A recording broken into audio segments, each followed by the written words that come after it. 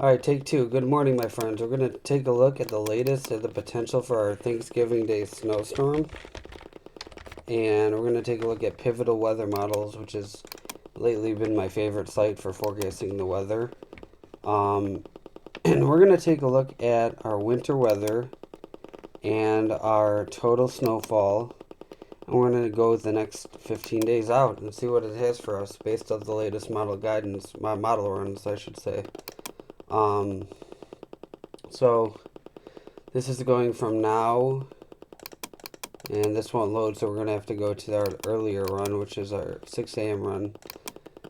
So this is the next 15 days of snowfall, the next 16, and not much is occurring.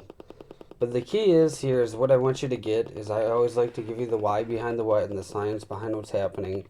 Is we have the model sniffing out things. We have things that are computer models are gleaning into the atmosphere that something active is happening in the atmosphere. If that wasn't the case, they wouldn't be predicting these major snows around Thanksgiving time. So the question remains, will the Thanksgiving snowstorm coming back on the table? That remains up in the air.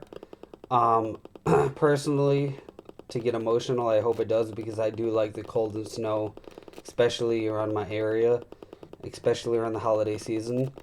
But right now, what I will say is that models are in the process of forecasting a very cold and snowy winter. So I wanted to give you guys that little briefing. So, alright guys, that was my briefing for this morning. I hope you guys all enjoy your day. Thanks for watching. Take care and have a great day. Bye-bye.